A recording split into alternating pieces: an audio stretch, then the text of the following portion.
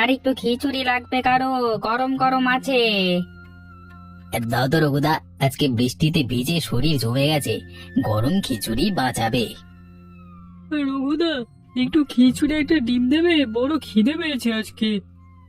আরে বস সোনাই, এখনই দিচ্ছি। কিন্তু ভাই, আগের 20 টাকাটা মনে আছে তো তোমার?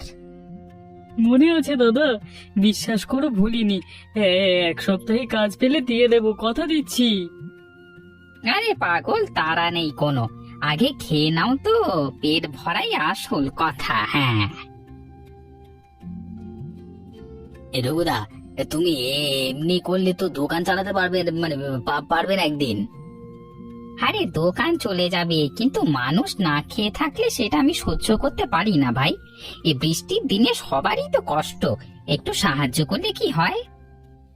রঘুদা, তুমি না থাকলে এই গ্রামে গরিব মানুষদের অবস্থা কি হতো বলো তো?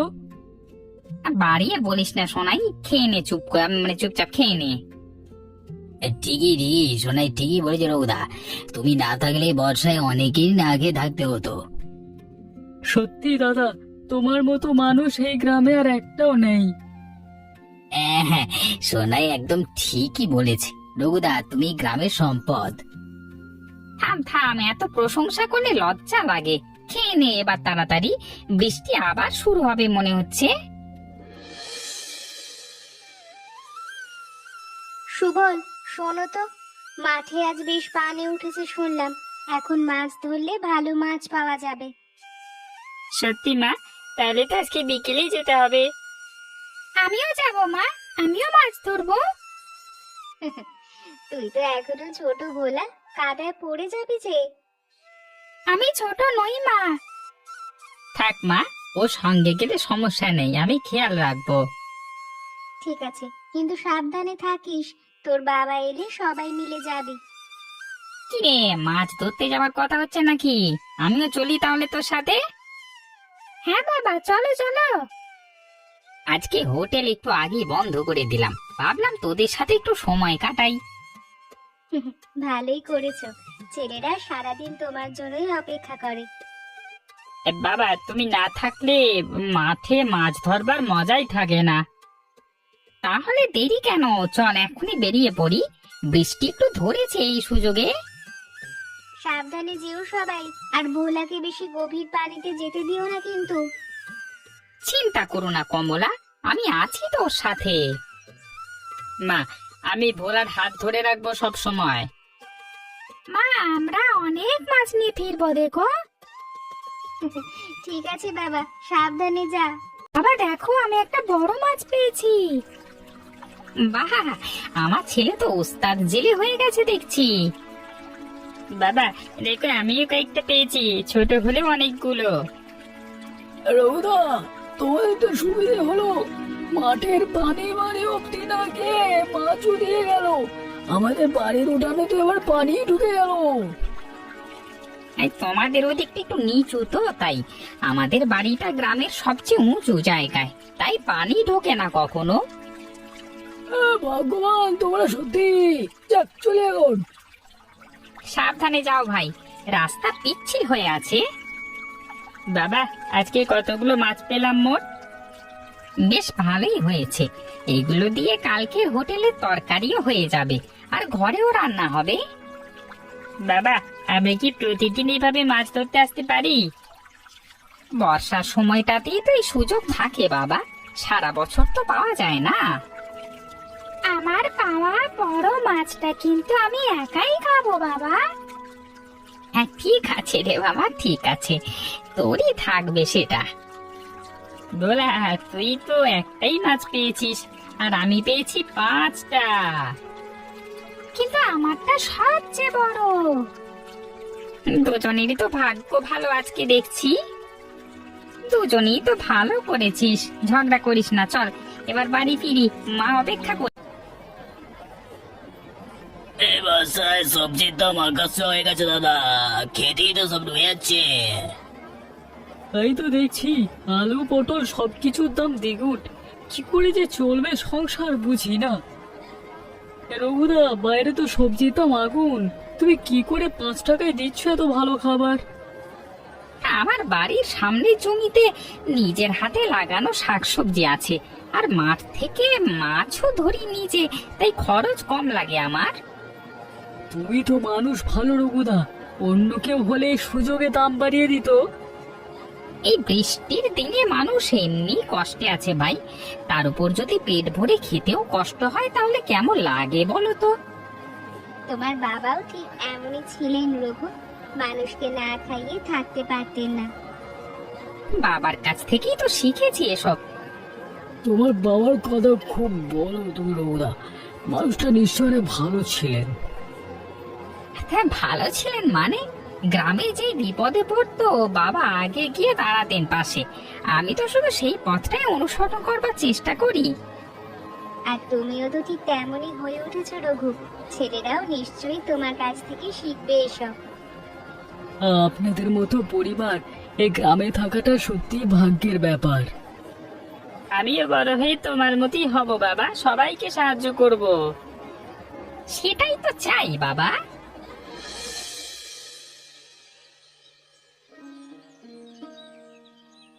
শুনলে, সুজনের পরিবার আসছে মিতাকে দেখতে। ছেলে তো বিদেশে চাকরি করে, অনেক টাকা রোজগার করে। খুবই ভালো সম্বন্ধ। এমন ঘরেই তো মেয়ে দিতে চেয়েছিলাম আমি। আয়োজনে কোনো ত্রুটি রাখা যাবে না। কিন্তু এই বৃষ্টিতে রাস্তার অবস্থা যা, ওরা আসবে কি করে ঠিক মতো? গাড়ি তো আছেই, চলে আসবে। শুধু ওই রঘুর হোটেলের সামনে দিয়ে যেতে হবে। ওইখানটায় রাস্তা বড্ড খারাপ। ওই সস্তা হোটেলটা না থাকলেই ভালো হতো এলাকায়, দেখতেও কেমন যেন লাগে বড় ঘরের মানুষ হয়ে ওই পথ দিয়ে যেতে। সেটাই তো, ওই রঘুর মতো মানুষের জন্যই তো এলাকার মান কমে যায়। যাগ্গে দেখা যাক কি হয়।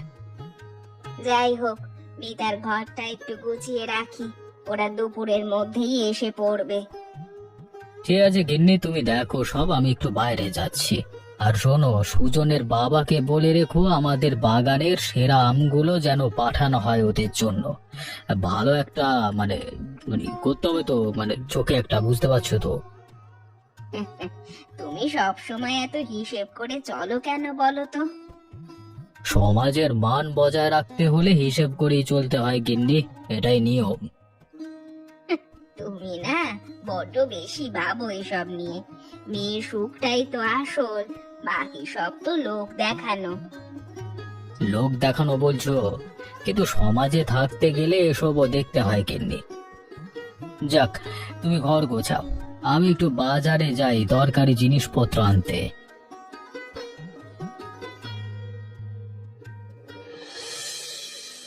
এ কি হলো? এই কাদায় তো গাড়ি আটকে গেল, এখন কি হবে? ম্যাডাম, চাকা অনেক ভেতরে দেবে গেছে, আমার একার পক্ষে বের করা মুশকিল। এটাকে আমরা সাহায্য করি, আমরা এই রাস্তার কাদার ব্যাপারটা ভালো জানি। আর তোমরা পারবে বাবা এত ভারী গাড়ি বের করতে?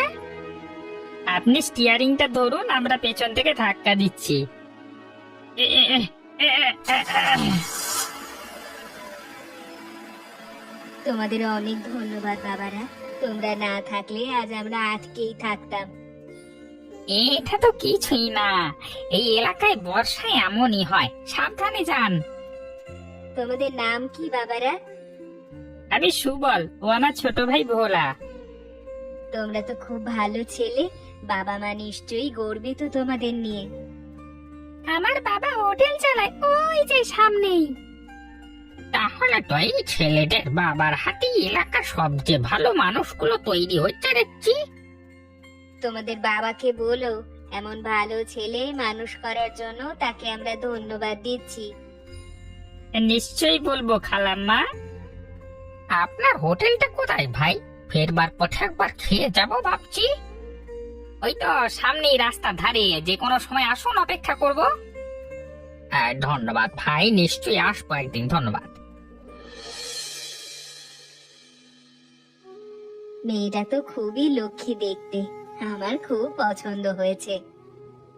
আমার একমাত্র মেয়ে তো, অনেক যত্নে বড় করেছে। তাহলে আর দেরি কিসের, আগামী মাসেই বিয়ের দিন ঠিক করে ফেলি।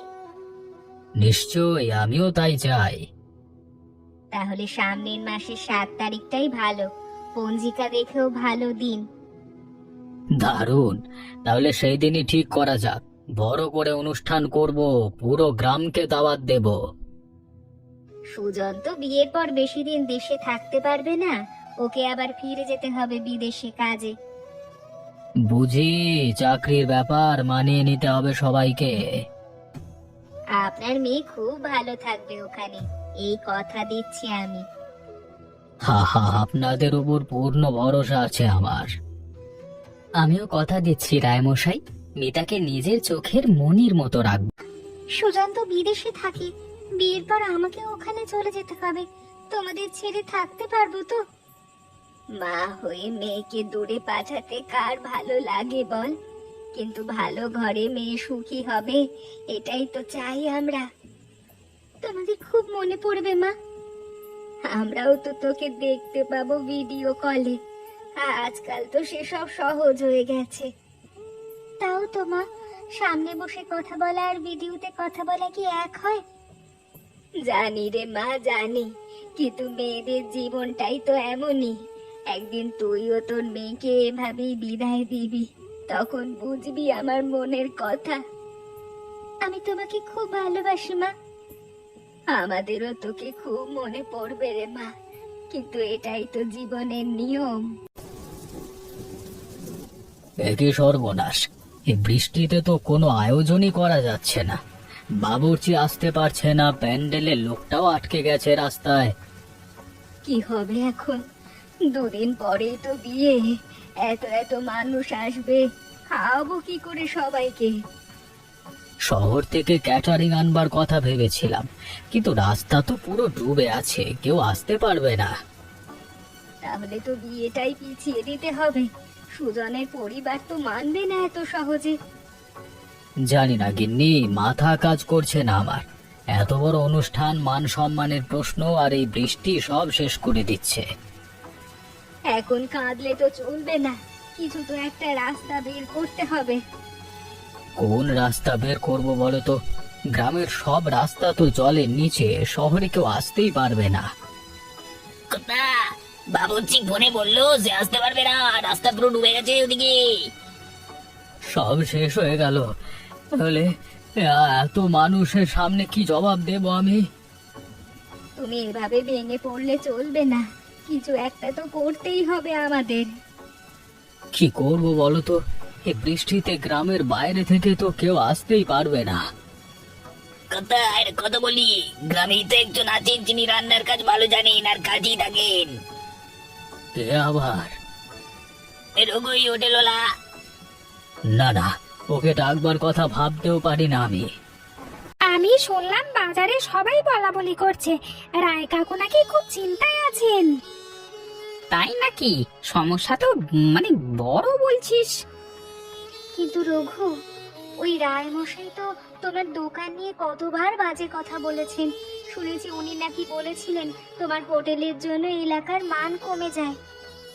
সেসব কথা মনে রেখে কি হবে কমলা? মানুষ বিপদে পড়েছে, এখন সাহায্য করাটাই তো বড় কথা। তুমি সত্যি যেতে চাও ওদের সাহায্য করতে? যাবো, কেন যাব না? বাবা বলতেন বিপদের দিনে পুরনো রাগ মনে রাখতে নাই। চল রায়বাড়ি যাই। আমিও তোমার সাথে যাব, রান্নায় হাত লাগাতে হবে তো তোমাকে সাহায্য করার জন্য। আমরাও যাব বাবা। আমিও যাব, আমি বাসন ধোয়ায় সাহায্য করব। ঠিক আছে, সবাই মিলে যাই তাহলে। এটা তো শুধু রায়বাড়ির বিয়ে নয়, আমাদের পুরো গ্রামের সম্মানের ব্যাপারও বটে। তোমার মনটা সত্যি অনেক বড়। বাবা, তুমি না গেলে হয়তো রায় কাকু কখনো বুঝতেই পারতেন না তুমি কেমন মানুষ।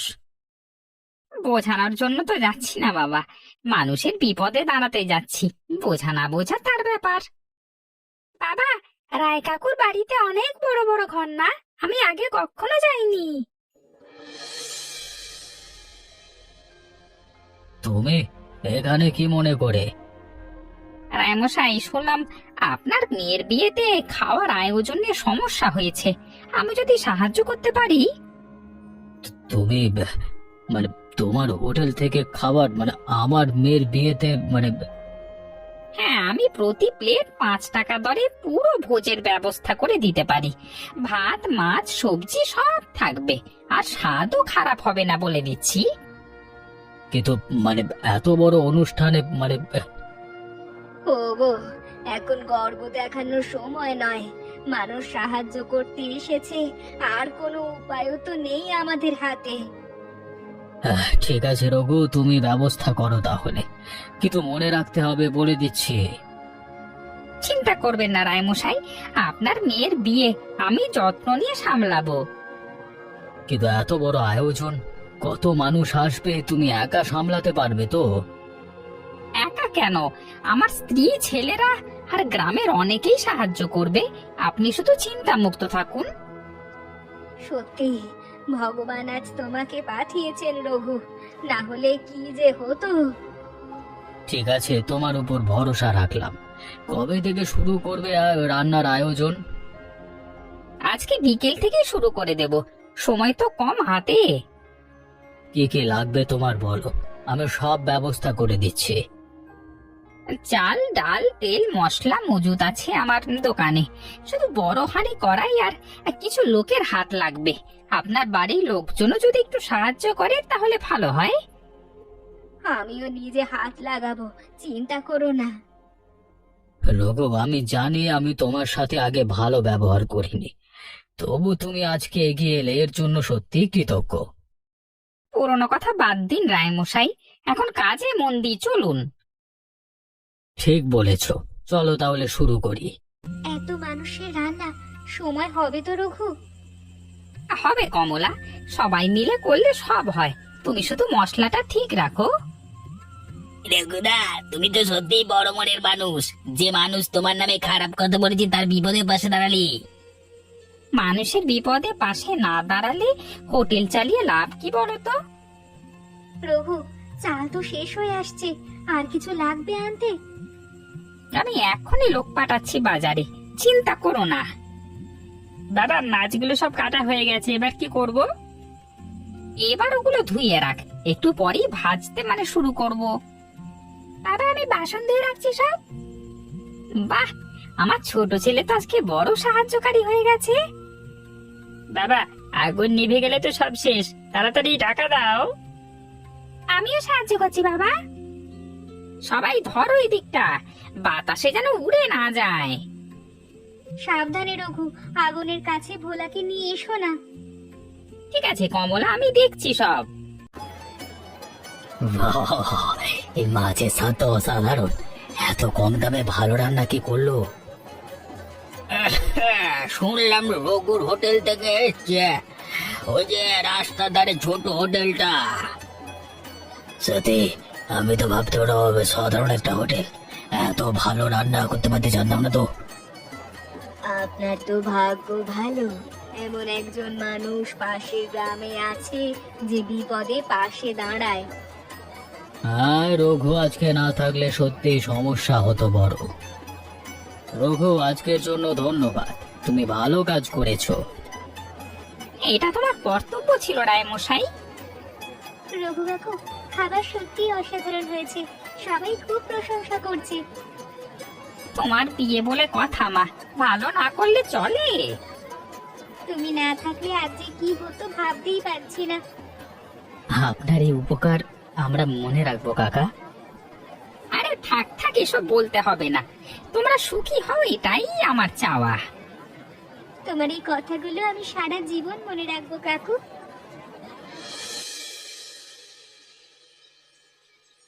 রায়মশাই, একটা কথা বলি শুনবেন? আপনি হয়তো ভুলে গেছেন, কিন্তু আমি মনে রেখেছি। কি কথা কাকা? 25 বছর আগে যে বন্যায় আপনাদের বাড়ি ঘর সব ভেসে গিয়েছিল, মনে আছে? তখন আপনারা থাকবার জায়গা না পেয়ে রঘুর বাবার বাড়িতে টানা 1 মাস আশ্রয় নিয়েছিলেন। রঘুর বাবা নিজের সংসারের কষ্ট করেও আপনাদের খাইয়েছিলেন, কোনোদিন একটা পয়সাও চাননি। আমি এ কথা প্রায় ভুলিয়ে গেছিলাম কাকা। রঘুর বাবা মারা যাওয়ার আগে বলেছিলেন আমরা মানুষকে সাহায্য করি প্রতিদান পাওয়ার জন্য নয়। রঘু তার বাবার সেই কথা মেনেই চলে, আজও দেখিনি। আর আমি এতদিন ওই ছেলেটার হোটেল নিয়ে ছোট কথা বলে এসেছি, ছোট বড় অপমান করেছি। এখনো সময় আছে রায়মশাই ভুল শোধরানোর। কাকা, আমি কি করে ভুল শোধরাবো বলুন তো? এতগুলো বছর আমি তো নিজের অতীতই ভুলে গেছিলাম। টাকা দিয়ে কিচ্ছু হবে না রায়মশাই। রঘু সেই বাবার ছেলে যে বিনিময় চায় না। আপনি শুধু ওকে সম্মান দিন, এটাই যথেষ্ট। আমি সত্যি লজ্জিত কাকা। এতদিন ছোট মনে মানুষটাকে বিচার করেছি, অথচ তার পরিবারের কাছে আমরা এত ঋণী। এখন গিয়ে সরাসরি কথা বলুন ওর সাথে, দেরি করবেন না। হ্যাঁ কাকা, আপনি ঠিক বলেছেন, এখনই যাচ্ছি। যান, আর মনে রাখবেন সম্মান দিয়ে কখনো বনে কথা বলবেন। ও যা করেছে তার প্রাপ্য হচ্ছে সম্মান। ধন্যবাদ কাকা, আজকে আপনি আমার চোখ খুলে দিলেন। আমি তোমার কাছে ক্ষমা চাইতে এসেছি। তুমি জানো, তোমার বাবা আমাদের পরিবারকে একদিন আশ্রয় দিয়েছিলেন, আর আমি সেই ঋণ ভুলে গিয়ে তোমাকেই ছোট চোখে দেখেছি এতদিন। হ্যাঁ, আপনি জানেন এ কথা? নেপাল কাকা মনে করিয়ে দিলেন। বলো বলো, কি করে ঋণ আমি শোধ করব? টাকা নেবে? না রায়মশাই, টাকা এসব শোধ হয় না। আপনি শুধু এইটুকু মনে রাখবেন, বিপদে মানুষে মানুষের পাশে দাঁড়ায়, ছোট বড় দেখে না। এটাই আমার বাবার দেখানো একমাত্র শিক্ষা। তোমার বাবার মতো মানুষ সত্যি বিরল রঘু। আমি ভুল ছিলাম, বহুদিন ধরেই ভুল ছিলাম। ভুল সূত্রে নিয়েছেন, এটাই যথেষ্ট। এত ভাববার দরকার নেই। না রঘু, একটা কথা রাখো আমার। আজকে থেকে তোমার হোটেলে আমিও মাঝে মধ্যে খেতে আসবো। লুকিয়ে না, সবার সামনে দিয়েই আসবো। আপনাকে স্বাগতম, যে কোনো দিন আসুন। আজ থেকে তুমি আর তোমার পরিবার আমাদের কাছে অতিথি নও রঘু, আপন মানুষ। এত বছর পর এই কথাটা শুনতে পাবো ভাবিনি। দেরিতে হলেও বুঝেছি, এটাই বড় কথা কমলা। আমরা এখন থেকে সব সময় একসাথে থাকবো, তাই না বাবা? হ্যাঁ রে বাবা, এখন থেকে সবাই একসাথেই থাকবো। বাবা, দিদিটা কাঁদছে কেন? ও তো বিয়ে করে খুশি হওয়ার কথা। কিছু কান্না সুখেরও হয় রে ভোলা, বড় হলে বুঝবি।